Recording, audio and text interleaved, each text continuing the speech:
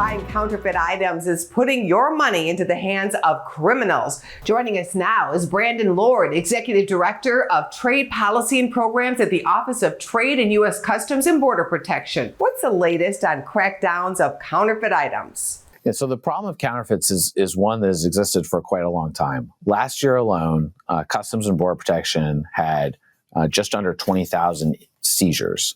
Those seizures accounted for 21 million counterfeit goods.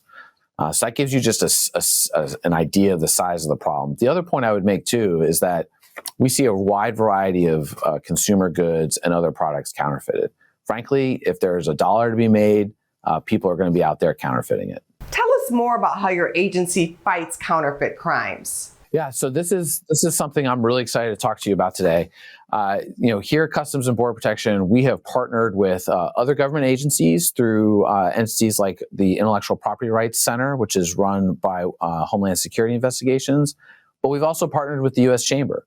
We recently extended a memorandum of understanding with them, and together we are working to not just educate the public like we are here today, but to also explore ways to share information and identify bad actors in supply chains, remove those bad actors from the supply chains before they're able to send harmful goods to U.S. consumers. How can people avoid buying these fake items? And actually, some people want to buy them because they think they're getting a deal. Yeah, so it's interesting. So those that want to, that and they're making a conscientious choice, all I would just simply say to them is, by you making that conscientious choice to choose to buy a counterfeit, you are potentially supporting a criminal network that is using those proceeds for illicit and illegal activities.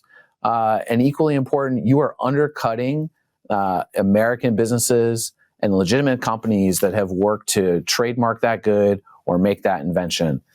You're really kind of undercutting legitimate business. For the vast majority of the consumers, though, this is not a conscientious choice.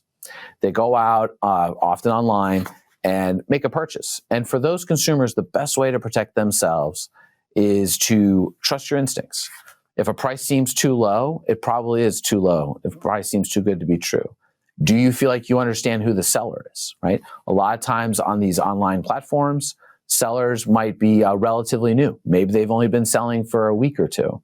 What do the online reviews say? These are all sort of cues that consumers can go off of to really try to make a good decision. I also urge them to visit the U.S. Chamber site, uschamber.com/shopsmart, where they can find lots of good information on how to protect themselves as they're making these purchases. What should people do if they need to report that they have purchased a fake product? Yeah, absolutely. We have a website on Customs and Border Protection site.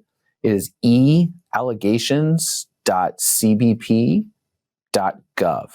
And you can go there and anonymously report to us the counterfeit that you received. You can also report at iprcenter.gov. So those are two ways that you can report, again, anonymously and share with us what you found. Really important for you all or for the reporter to include as much information as they can about how that good arrived. So thank you. Thank you, and feel free to come back with an update. Yeah, will do. Thanks a lot. Go to businessfirstam.com for where to see our show on TV.